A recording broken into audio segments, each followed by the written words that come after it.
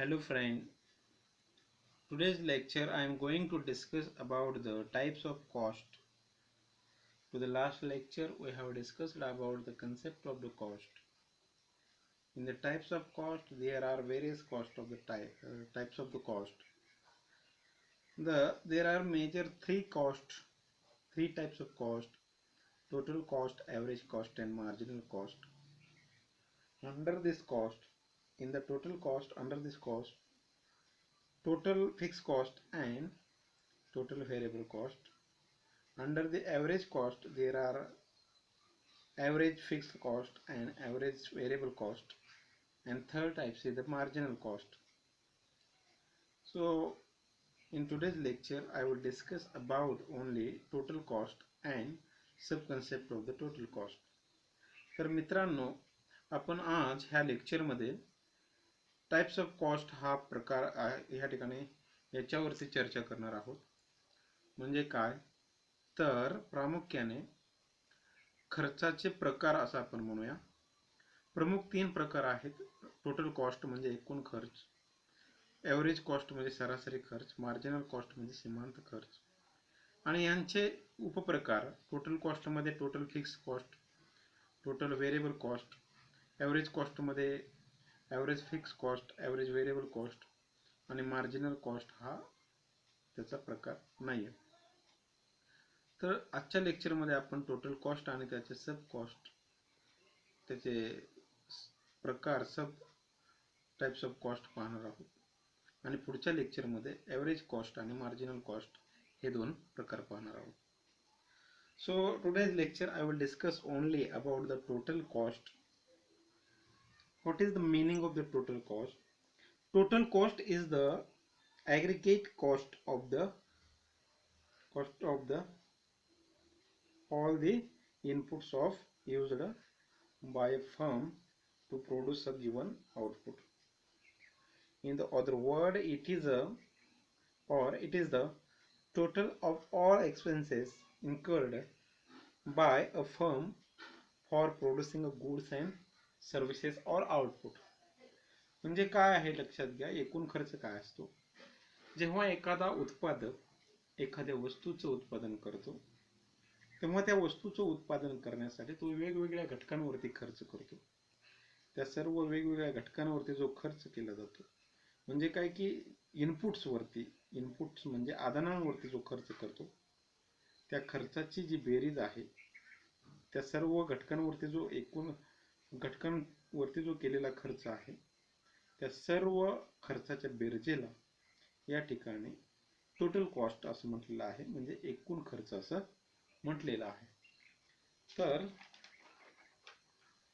Total cost याच्यामध्ये प्रामुख्याने fixed आणि व्हेरिएबल असे दोन प्रकार पडतात. From the total cost, total fixed cost and total variable cost are generated. That cost is sum of the total fixed cost and total variable cost. So total cost is the sum of the total fixed cost and total variable cost. म्हणजे या ठिकाणी काय लक्षात घ्या, total एकूण खर्चामध्ये प्रामुख्याने एकूण बदलता खर्च आणि एकूण स्थिर खर्च हे दोन खर्च समाविष्ट असतात. आणि म्हणूनच मी या ठिकाणी सूत्रात इक्वेशनच्या माध्यमातून सांगू इच्छितो की total cost is equal to total fix cost plus total variable cost. Means TC is equal to TFC plus TVC. Means TC means total cost, TFC means total fixed cost plus TVC means total variable cost. म्हणजे काय की एकूण खर्च म्हणजे काय की एकूण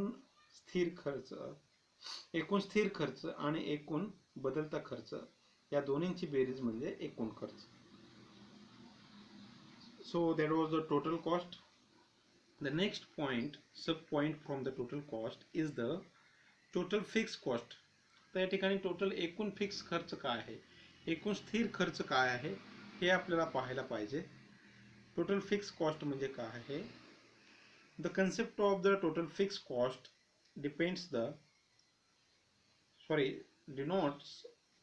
denotes the aggregate cost of firm in the short run, or aggregate cost of the all the fixed inputs used by a firm in the short run.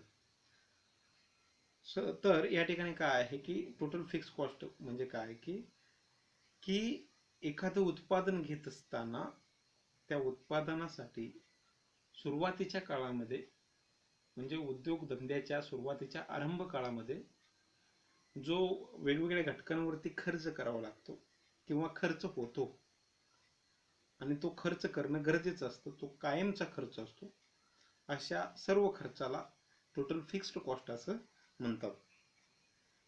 तर हा एक सब कॉस्ट आहे एकूण कॉस्टचा, टोटल कॉस्टचा. In second point is the total variable cost. हा एकूण बदलता खर्च आहे, याचं आपण थोडक्यात विश्लेषण पाहूया. The term total variable cost denote the aggregate cost of all the variable inputs used by firm and at each level of the production. म्हणजे काय आहे की एखादं उत्पादन सुरू झाल्यानंतर त्या ठिकाणी उत्पादनाच्या प्रत्येक टप्प्यात हा वाढीव खर्च येतो. वाढत्या टप्प्यामध्ये जो वेगवेगळ्या घटकांवरती खर्च केला जातो त्याला व्हेरिएबल कॉस्ट असं म्हणतात. म्हणजे काय की उत्पादन सुरू करण्यासाठी सुरुवातीला भूमी, श्रम, भांडवल लागतं. ते सर्व लागत असताना त्याच्यानंतर वाढीव खर्च काय आहे त्याला आपण व्हेरिएबल कॉस्ट असं म्हणतो. समजा आपण या ठिकाणी कामगारांची संख्या वाढवली तर तो वाढीव खर्च आहे, व्हेरिएबल कॉस्ट आहे. If we are going to increase the numbers of the employee, that all the cost, that all the payments of the employees we should include in the total variable cost. म्हणजे जर आपण या ठिकाणी employee वाढवले तर तो बदलता खर्च झाला. एखादं युनिट वाढलं तर त्याच्यासाठी येणारा इलेक्ट्रिसिटी खर्च असेल, वीज खर्च असेल, तो सुद्धा बदलता खर्च झाला. समजा आपल्या या ठिकाणी आणखी आपण वस्तूंचं उत्पादन केलं, त्याचा वाहतूक खर्च असेल, तो वाढला तर तो सुद्धा बदलता खर्च झाला. So all that cost included in the total variable cost. So that was the sub concept of the total cost.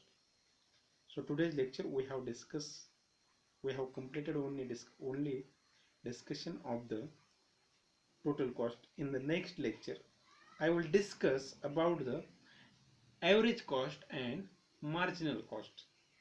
Thank you very much.